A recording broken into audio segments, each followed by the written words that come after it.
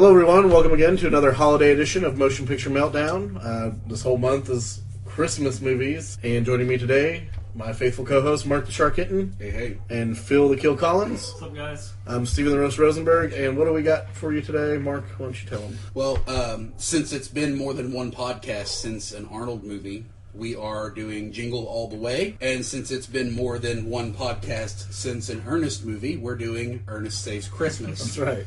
And actually, it's been more than one podcast since you've fucking been here. Where were you last week, Mark? I believe we said What was way more important than this podcast? Yeah, I think you were out. We said you were out at horsemasturbator.com. Yes, you were masturbating horses. That's actually exactly where I was. Precise. It was marketing research to help Philip turn over more profits because he's only getting turn hits. over more horses. Yeah, true.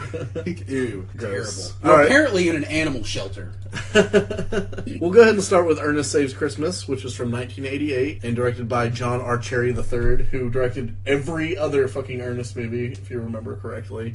Yep. Was it really that? Wow, I thought this one was actually made in like the early 90s. This was like the second one to ever come out, I 1988? believe. Jeez. Yeah, I think so, because they had Ernest Goes to Camp, and then this one And then was this like a one. couple years later. Yep, and of course Jim Varney starring as Ernest P. Worrell, and Douglas Seal was Santa. Douglas Seal, we found out, actually did the voice of the Sultan from Aladdin, and also was a voice in The Rescuers Down Under. Did some Disney stuff there.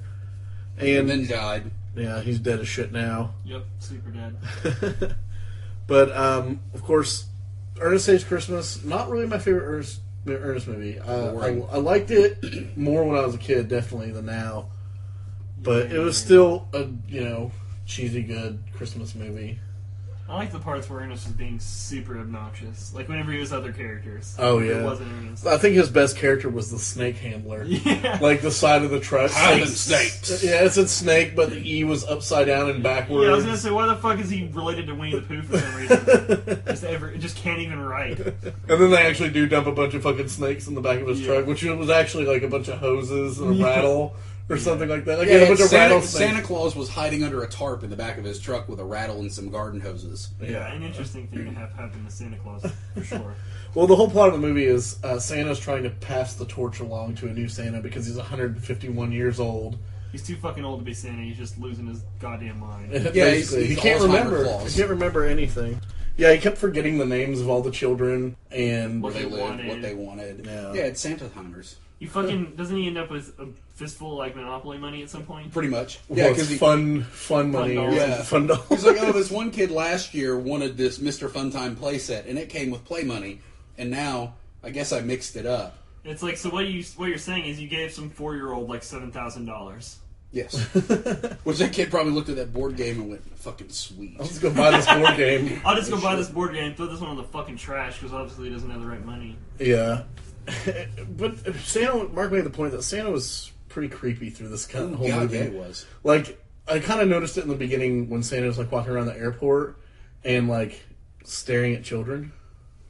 Well, he's You know, Santa Claus. He's allowed to stare. I know, but all the children are like, huh, and he's just like, He's like, I have pockets lined with candy exactly. and popsicles. I think my favorite part with the Santa Claus, actually my favorite part of the whole entire movie, I think, was when Santa was in prison, went to jail. For some reason, they thought it was okay to just throw this guy in jail For no reason because other than he he didn't know said his he was name. Santa Yeah, he was just thrown into prison for no reason whatsoever. for calling himself Santa Claus. Right. And they're like, That's a good reason. and they throw him in with like murderers and like, Right, like just every other criminal. But then he like gets all the entire prison to start singing Christmas carols. 5 golden rings, 4 calling birds, 3 French hens, 2 turtle doves, and a partridge in a pear tree.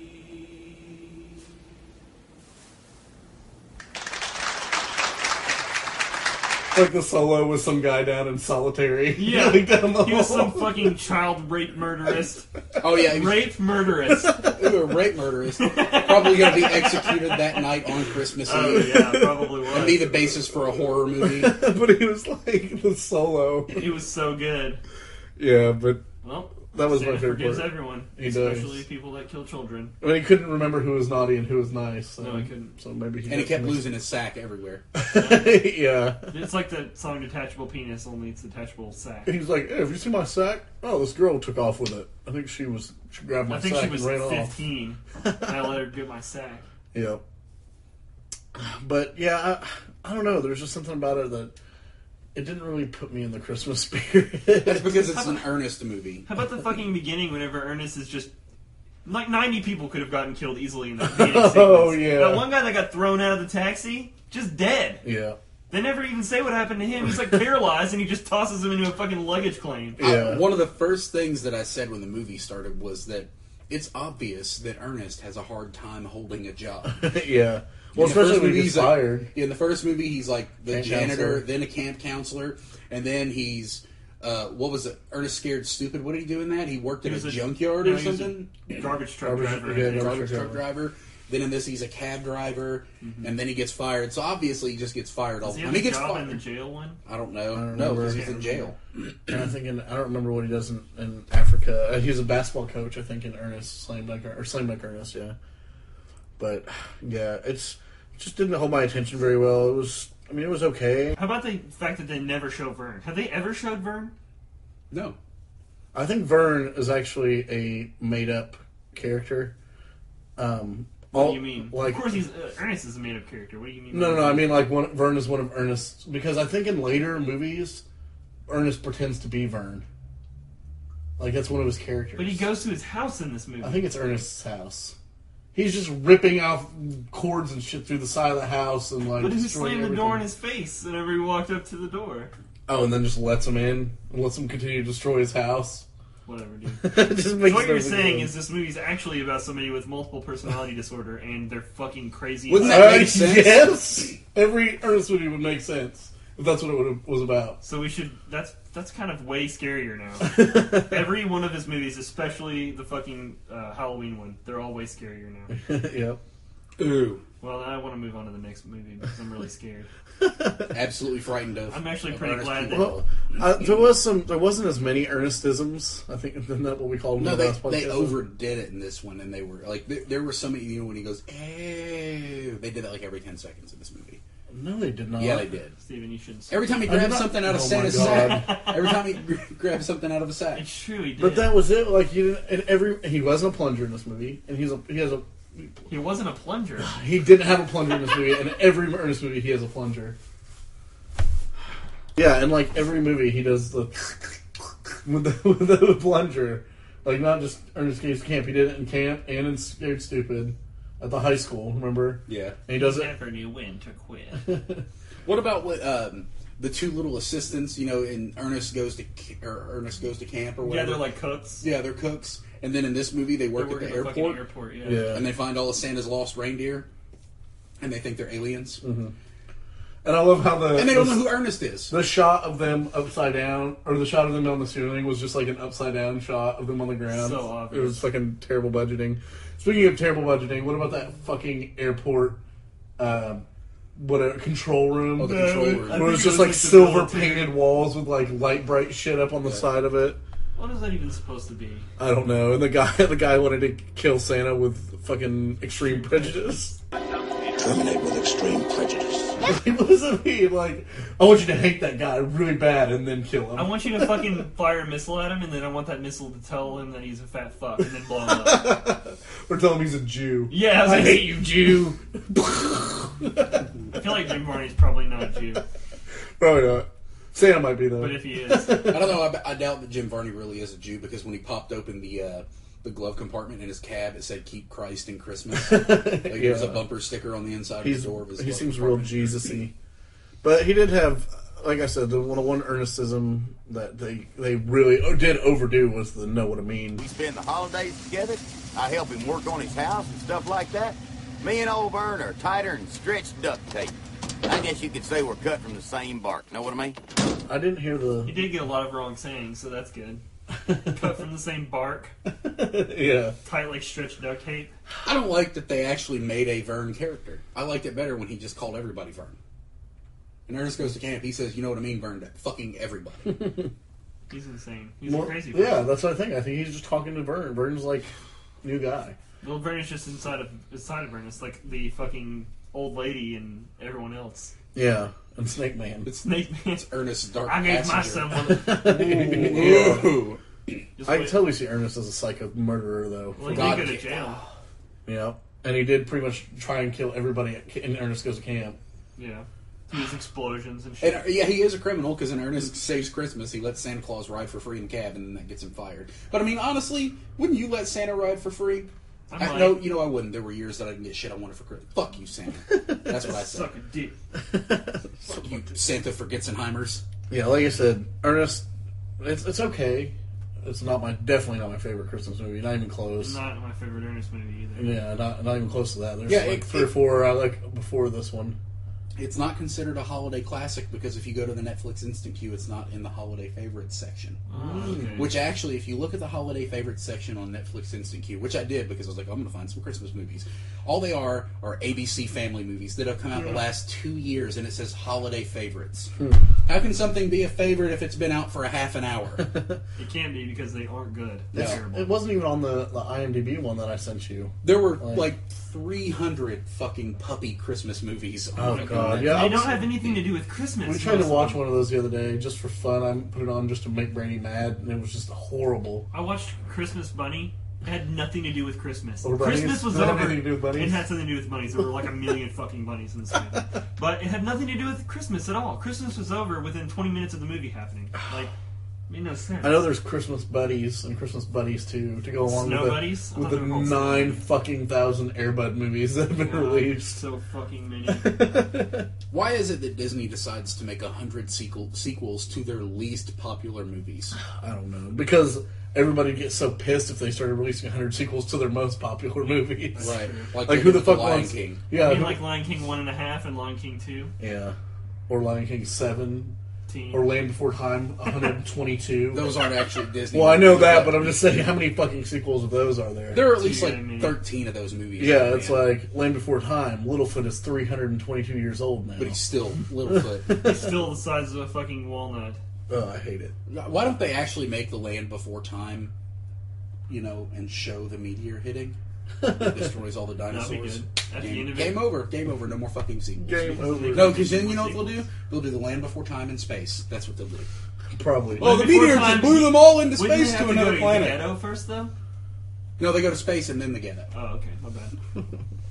All right, well, let's go ahead and move on to Jingle All The Way, which is awesome. A way better movie. Yeah, it's from 1996, directed by Brian Levant, which also directed Beethoven. Another movie where Arnold Schwarzenegger gets to punch out an animal. What? He punches out the reindeer. Oh, yeah, and this. I thought you meant Beethoven. I was like, no. I did love Beethoven Fuck when I was Beethoven. I did too little. when The I was first a kid. Beethoven was so fucking good. I thought it was good, but now I hate it. Of course, it's probably awful now. It's terrible. Arnold Schwarzenegger plays Howard Langston, and Sinbad is in this movie, and I hate Sinbad. Anakin Skywalker is in this movie too. Skywalker? Skywalker. I'm not going to say it the right way because he's a stupid character. Yeah, the one from episode 1, not Yeah, Hayden yes. Christensen, but what's his name, Jake Lloyd, who looks rapey now. Yeah, he looks like a straight up ist. And speaking of ist, Phil Hartman is as rapey as can be. There is no rape in these movies, though. Oh my god! Finally. Although they're almost as by Phil Hartman. Yeah, there's There's attempted rape, so it still counts, technically. Like, Phil Hartman is just really weird. And Molesty. whenever he looks at Arnold's wife and is like, Really, Ted? I'm okay. I don't think so. Liz, you're like a lost and frightened foal. I can see it in your eyes. Don't worry. Ted's here. yeah, no. I don't want to meet Ted or Lisa. Really, Phil Hartman? Why are you dead? And Arnold, because Arnold kills him. Because Arnold calls his house. Because he fucking He's hates fucking eating his Christmas cookies. Who told you you can eat my cookies? That's so brilliant. But it's so 6th day, too, because he's, like, outside of his window looking in. He's like, there's a man in my house. He's decorating my Christmas tree. Oh my god, it totally is 6th day. That's 6th day. awesome. There's a man in my house eating my birthday cake. He's eating my birthday cake and he's getting my son. And Phil, He's fucking my son. Phil Hartman just keeps making these, like, sexual, like, He's like molesting his The wife. innuendo jokes and stuff like that, like to Arnold. He's like, He well, I'm just buys eating your his mom. son a fucking reindeer. yeah. A live And reindeer. then Ted and the little kid's like, where's mom? Mom's outside petting Ted. Like, ew. Yeah, he names the fucking reindeer after his dad. Arnold just keeps getting more and more pissed. And finally, at the end of the conversation, when Phil Hartman keeps eating his cookies, he's just like, Put that cookie down now! the total kindergarten cop shit right Oh, there. but you know what? He's got a line to try to pick up women. Hey, let's meet up and exchange recipes. Oh, yeah. And like, all That's the the, women hey, are- do you want to come watch a movie with Who me? the hell wants to fuck Phil Hartman? It's like, hi, I'm Troy McClure. He's a rapist in half his movies, and he's a fucking asshole in the rest of them. He's just a piece of So shit. he's not an asshole if he's a rapist. He's only one or the other. He's a nice Right. guy, but he rapes. And Well, he's, and he's no, Troy it's just McClure. Oh, he is Troy McClure. Hi, I'm Troy McClure. He's way more rapey. Well, I don't know. He just Rapist- pisses me off. He's such a douche in this movie. I bought my son this 3 months ago. I just love it when Arnold's wife knocks him upside the head with a thermos full of Eggnog. non-alcoholic eggnog and just fucks his world up. And then when he comes running out of the car and grabs his son, he's covered in eggnog, and his kid's like, "You smell like barf." yeah. Fuck But- Sinbad in this movie. hate Yeah, Sinbad. God, he just rambles. There's parts where he's just continuously talking about. I have no clue what because I stopped listening. Sinbad started out as a stand-up comedian, and for some reason, I've noticed this with a lot of movies that put a stand-up comedian as kind of like a Funny person. a co-star. Dane Cook. Yeah, they put him in there and they just fucking ramble and go on and on like these long monologues are going to actually be funny. Which really all it does is go, you know what? Fuck this guy. I hope he dies in a fire. Exactly. Yeah. It's like, you know what? You're anything that you ever said that was funny is now revoked, and you are now a piece of shit. Yeah. Howie Mandel in Little Monsters. Yeah. Yep. One of the things that we always do is basically use. Got him, need him, got him. Shut up. We always take a saying and then say it to each other either sexually or violently. And I love how the Big Show is actually in this movie. Paul White playing that gigantic Santa Claus Oh my god, he's so big. that fights Arnold. Arnold, yeah. And the first thing he does is look at Arnold. I'm gonna deck your halls, bub. What does that mean? You're gonna deck his halls? Ew, is that?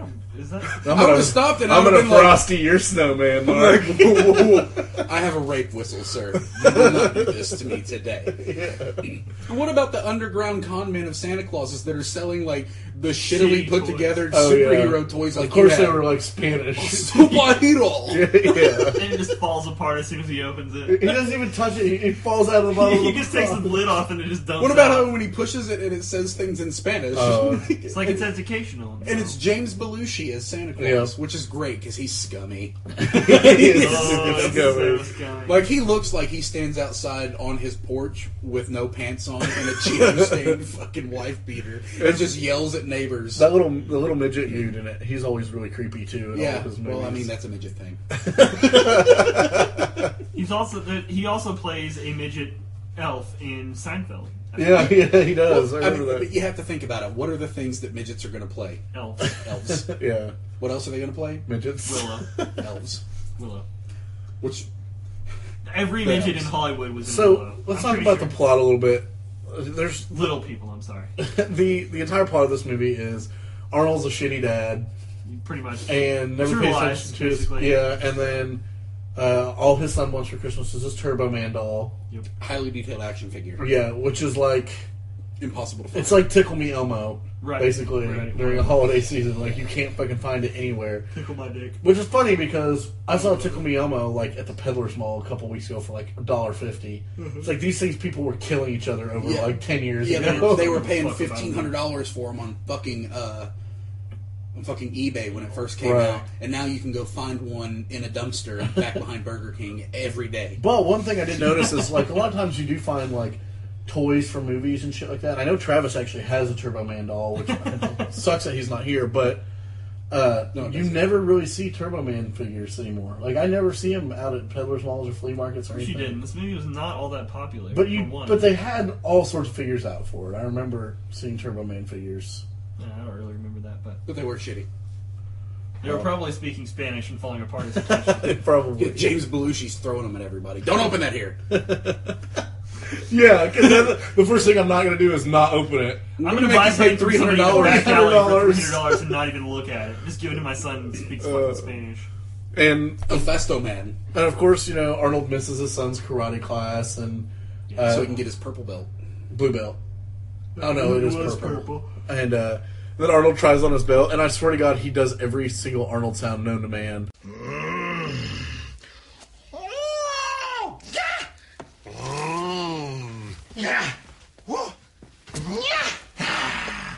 None of those were Arnold sounds. Dude. Yeah, maybe. But the rest of those were just... They were just your fucking downstairs neighbor. Oh, baby! Oh! Dude, the yeah was totally Conan. Yeah, Red Sonja. Yeah. Actually, every single one of those noises was in, like, the first half hour of Conan. Yeah. Well, okay, fine. Conan. But apparently, this Turbo Man figure is so fucking, like, needed that it makes kids doubt their own esteem. Johnny's gonna get one, and so is everybody else I know. Whoever doesn't can be a real loser. It's like, you're gonna be a straight up loser for not... I mean, like, can you even bring, like, 17-inch tall action figures to school? I doubt it. It wouldn't even fit in his backpack. No. The backpack was half the size of the kid, dude, and the action figure was at least his height. Yeah. So half the movie is like, well, probably 3/4 of the movie is just Arnold, like, running around trying to find a figure, which he can't. He goes to a toy store, and this is my favorite fucking part of the movie. He goes to this first toy store, and he asks Dr. Spaceman. Chris Parnell, who's hilarious. Dr. Spaceman. But he's always just like a real little part in movies. Yeah. And he asks him if they have a Turbo Man, and the entire store is just a bunch of dickheads. I'm trying to find a Turbo Man doll. Me too. Do you have any more in the back? What? You see that? What did I say? These guys are looking for a Turbo Man? A Turbo Man doll, yes. They're looking for Turbo Man. Hey, everybody! These two are looking for a Turbo Man. Shut up, man. Now, what's so funny? The entire fucking store just laughing at him. No way would that happen.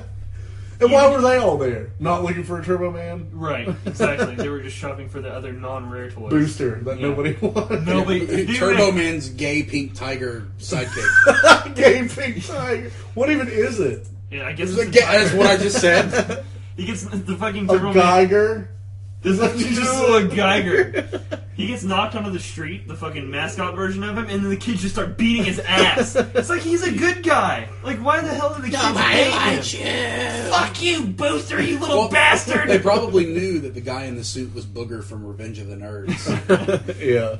Also an asshole in this movie. Yeah, he was. It's like, where the fuck have you been? I've been fucking sweating my nuts off. It's like, why the fuck did you get in the outfit way earlier than you needed to? Yeah. So Arnold comes home and tries to steal Phil Hartman's Turbo Man. That he bought for his son 1,000 years ago. Yeah. And laughs about it like a little bitch. Ends up punching a reindeer in the face. You started it. Yeah. And then later, tells the reindeer that he and then started takes it. the reindeer out in the backyard and gets it drunk. Gets it fucked up. Yeah. It wasn't like 20 beers.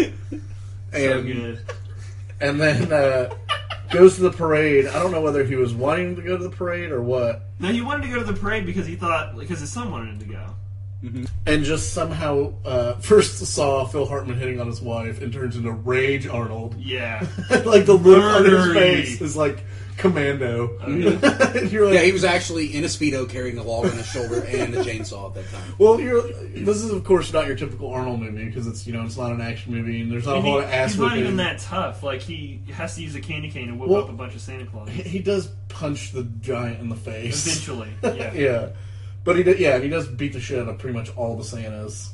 And there wasn't reindeer. nearly as much ass kicking as there normally would be. Right. Like, even fucking Kindergarten Cop, he punches the shit out of stuff. But this face, when he sees Phil Hartman, is like Rage Arnold. He's just like, I'm going to kill you. I'm going to rip out your... Running Man Arnold. Yeah. That's what it is. It's like... I'm going to shove it down your stomach and rip out your goddamn spine! Yeah, totally. But, and then he accidentally runs into the cop that, it's been like cat and mouse all movie. Yeah.